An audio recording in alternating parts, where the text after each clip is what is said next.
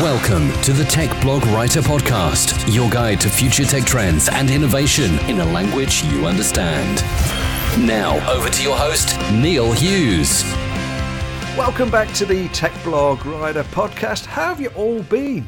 I must admit that I've been in somewhat of a reflective kind of mood because I'm always the kind of guy that's face down in a smartphone or laptop. And as a content creator, that's kind of my life. But I'm not going to complain as I'm free to live a life by my rules. However, when on holiday recently, I made a conscious effort to put the tech down. And what I quickly noticed is all the good ideas come from daydreaming and just letting your mind wander off. But as I looked around the beach, I noticed that everyone was still looking down at their smartphone. And this got me thinking, are we killing the art of generating new ideas and daydreaming by simply not putting down our smartphones?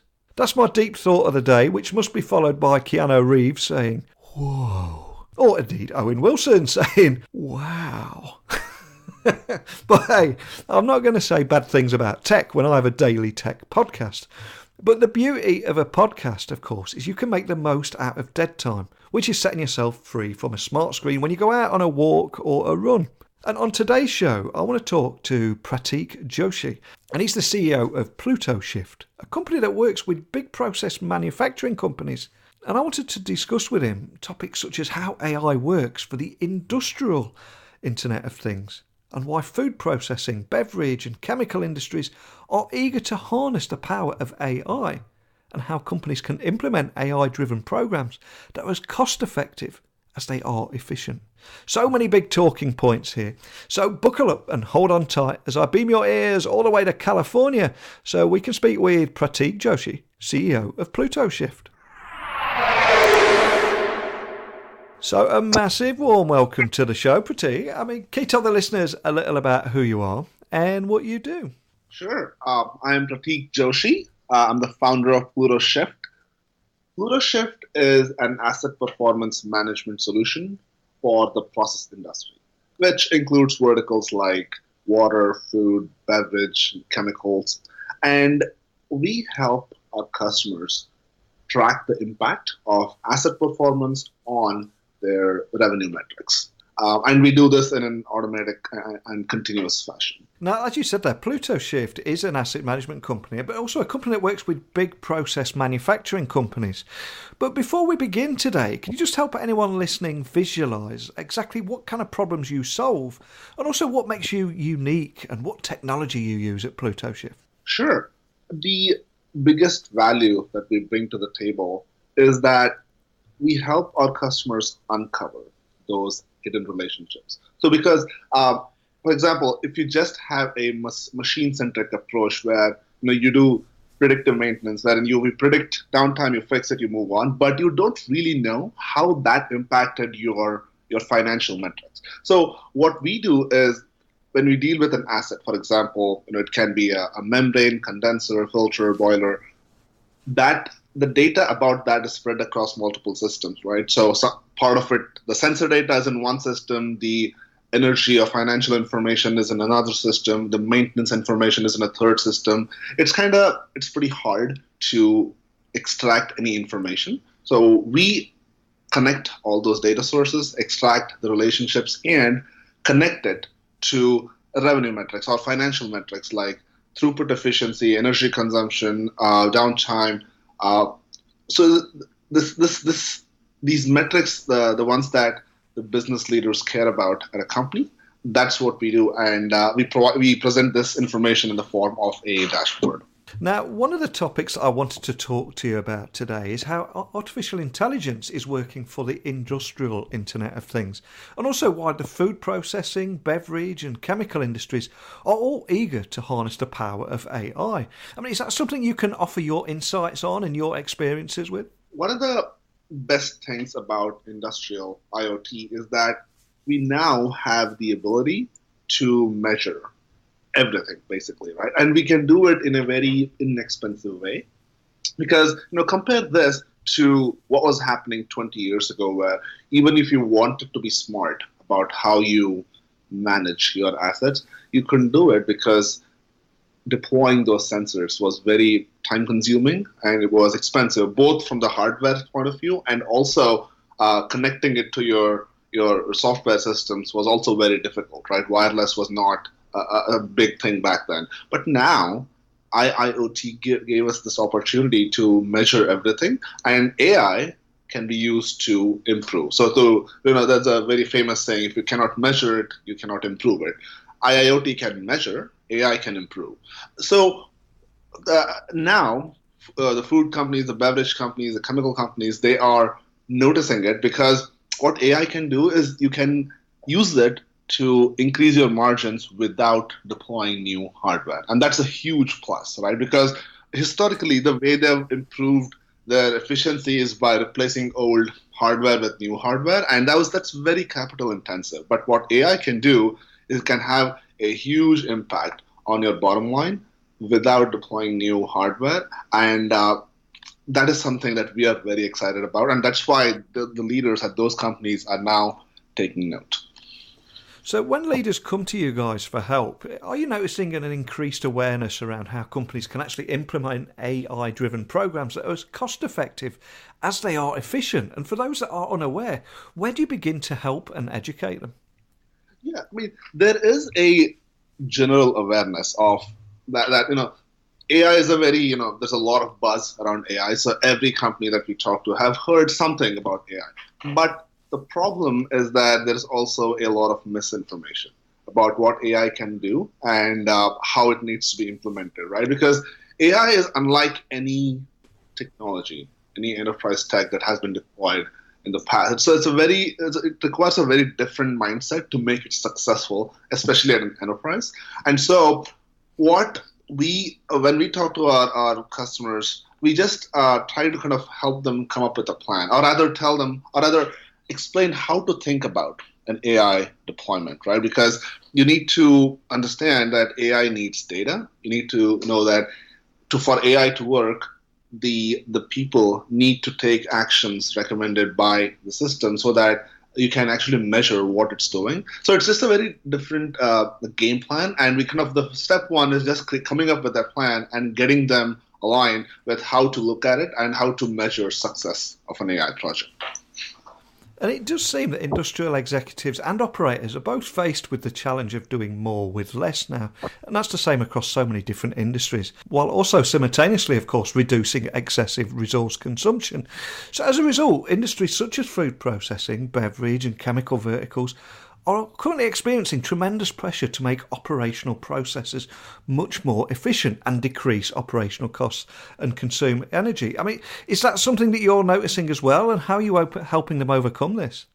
Yeah, no, we do notice that a lot, and right now there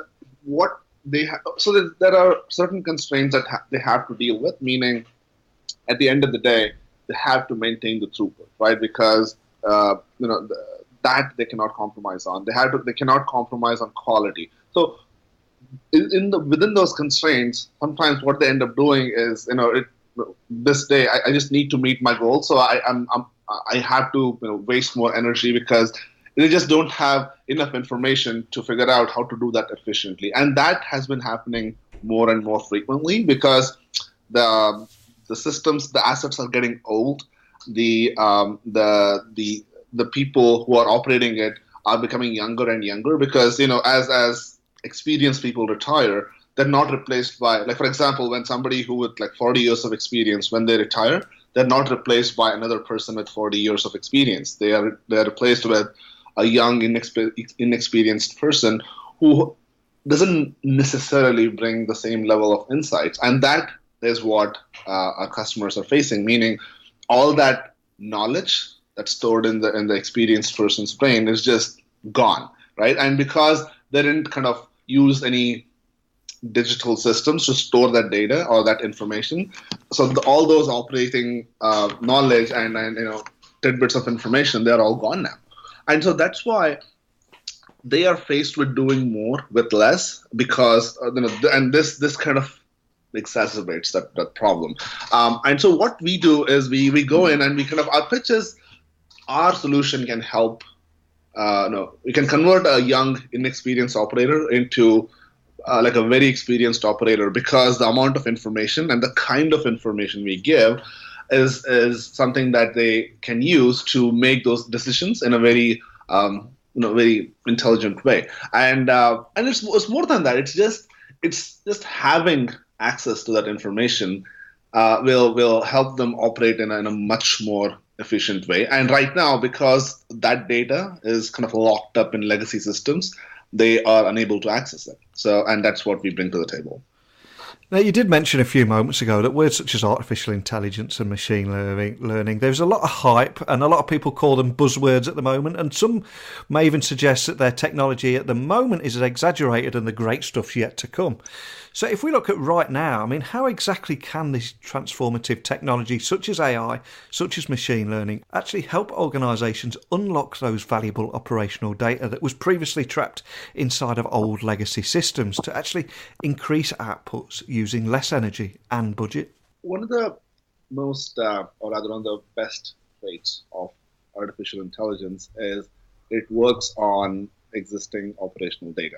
Right? And when we start talking to our customers, the kind of the step zero is to kind of demystify some of this stuff for them, because we live in the world of, like, for example, all the software engineers. We live in this world, so we somehow know what it can do, but we tell them that artificial intelligence is the goal and machine learning is a way to get there. It's like a vehicle to achieve that goal. And then we start kind of talking about how artificial intelligence does actually work in practice, right? It's not magic, it's just mathematics. So we start with that, and we kind of tell them, say, if you only had 10 numbers, right, like to deal with, a human can quickly slice and dice that data. But when you're dealing with 10 billion numbers for one asset over a period of 5 years, that becomes very difficult for a human to do it, right?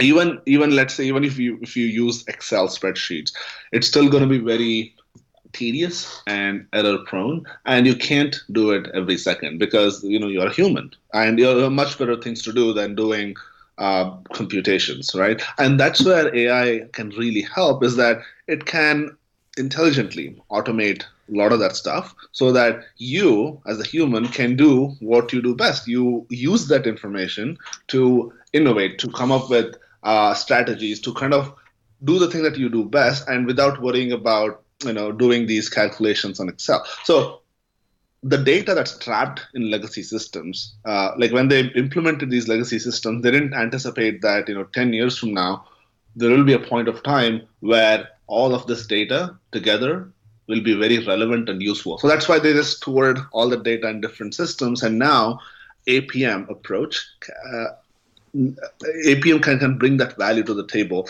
and it can combine all the data to produce more with less, basically.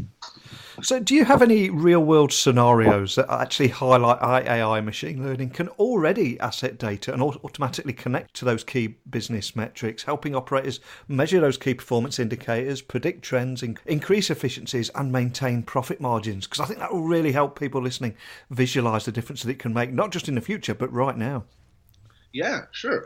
I'm going to take a real example, right? So let's consider a chemical plant, right? And a chemical plant, it has to produce chemicals, and they use a lot of water for the processing. But before they discharge the water, they have to clean it up, right? Because it's the environment, you can't afford to just discard unclean water. And what they do is they use a cleaning system, some kind of membranes. Let's consider a membrane scenario. And now, as you use more of that asset, it fouls, meaning it becomes less permeable. It starts consuming more and more electricity to run, and the settings just change. And what you do is every week or two you have to clean it, you have to maintain it, and so on. Now, what machine learning or what artificial intelligence here can bring to the table is it can take up the historical energy consumption data, it can quantify the asset behavior, and basically it'll provide the key performance indicators in a way that'll help them minimize the cost that's needed to run it. So that's how a chemical plant uses it. I'm going to take another quick example of a bottling plant. A bottling plant uses reverse osmosis membranes to produce clean water. Actually, membrane is used a lot in the world of process industry, and it's pretty easy to understand. That's why I'm using that example. So, membrane produces clean water, and the bottling plant, they need to know that they're doing it in the most cost-effective way. Because when they bring the water from different sources than clean water, they don't really have complete control over the quality of that water. So, and that's why the membrane behavior, as you use it more and more, changes. And without something like artificial intelligence, without a solution like that keeping track of it, you'll end up spending way more energy than required to produce the same amount of water. And that is very expensive, because at the end of the day, they have to produce more with less energy so that they can make a profit. And that is what artificial intelligence can bring to the table, to make sure that they are tracking the membrane, they're tracking the quality, because unclean water going out, it's very dangerous, right? So all of that can be tracked with artificial intelligence, and that information is then used by the operators to take action. Now, they do also say that every AI initiative is either won or lost before it's even deployed. So what have you learned from your customers? Yeah, that's very true, is that if you don't define what success looks like before you start your AI project, you've already made it a failure. Because if you don't know how to measure the success of one such project, you will start with the false expectations. And as you said earlier, that a lot of vendors out there just exaggerate their capabilities, and also they kind of paint a false picture of AI, mostly because even they don't know, right? They just heard about AI and they said, oh, we have to put that on our slide deck and present it to the customer, and just that puts AI and just paint AI in just a very false way. And so AI projects need to be understood, or rather deployed in a way that makes sense. And that's what we do with our customers, is that number one, we just demystify it and just kind of explain what a good, successful AI project looks like. And then we come up with a plan to tell them, if you deploy this over a period of 12 months, you'll definitely meet with a success. Because as any other technology, AI is also technology, and it has worked really well when it's done right. And that's what we mean when I say every AI initiative is won or lost before it's ever deployed, is that the mindset of the company implementing it dictates how that project gets rolled out. So I've got to ask, what's next for Plutoshift? Is there anything else that you can share with us today? Yeah, no, we are working with some large companies, and our deployments are going great. So yeah, the next step is to just expand our solution. Our customers have really benefited from it, and we have our product planning for the next 12 months planned out, and our goal is to kind of expand this to more and more use cases, so that our customers derive benefit from it. And as we do more, obviously we'll learn more from our customers. And so our goal is to just do a lot more activity in food, beverage, and chemical industries. Well, a huge thank you for taking the time to come and speak with me today. But before I do let you go, could I just ask that you remind the listeners of where they can find you guys online, and also maybe contact a member of your team if they're left with any questions after our conversation today? Yeah, definitely. You can find us online at Plutoshift.com. And if you have any questions, please feel free to get in touch with us at hello@Plutoshift.com. And if you want to look at a demo, feel free to schedule a live demo. If you go to our website, there's an option for that. We'd love to chat with you and answer any questions that you may have. Excellent. Well, I always say at the end of every episode that technology works best when it brings people together. And around subjects such as AI and machine learning, there is a lot of hype, and a lot of people think they're just buzzwords. But what I love about what you guys are doing here is you're actually using this transformative technology and helping organisations unlock that valuable operational data that has been previously trapped in those legacy systems that we just talked about. And as a result, you're increasing outputs, using less energy and budget, which is a fantastic thing. And this isn't in the future, this is right now. So a big thank you for opening my eyes, and I'm sure a lot of people listening today. Fantastic. Thanks, Neil. I find it fascinating to learn more about how industrial executives and operators are faced with that real challenge of doing more with less, while simultaneously reducing excessive resource consumption. Because industries such as the food processing, beverage and chemical verticals experience tremendous pressure to make operational processes more efficient and actually decrease those operational costs and consumed energies. And while many organisations already possess the data they need to execute on these goals, many don't know it, or they don't know how to obtain and make use of it. And this is why artificial intelligence and machine learning are so much more than buzzwords, because this transformative technology is enabling organisations to unlock valuable operational data that was previously trapped in legacy systems and actually help increase outputs using less energy and less budget. So with AI and machine learning, this asset data can be automatically connected to key business metrics, helping operators measure key performance indicators, predict trends, increase efficiencies, and maintain profit margins. And that's got to be a good thing, right? But hey, that's what I took away from today's conversation. But what did you take away from it? As always, email me, techblogwriter@outlook.com, tweet me @NeilCHughes, or pop by my website, techblogwriter.co.uk, and leave a virtual voicemail message by simply hitting the record button. So I hope you enjoyed today's chat, and have no fear, I will return again tomorrow on this Daily Tech podcast with another great guest. So a big thank you for listening, and until next time, don't be a stranger. Thanks for listening to the Tech Blog Writer Podcast. Until next time, remember, technology is best when it brings people together.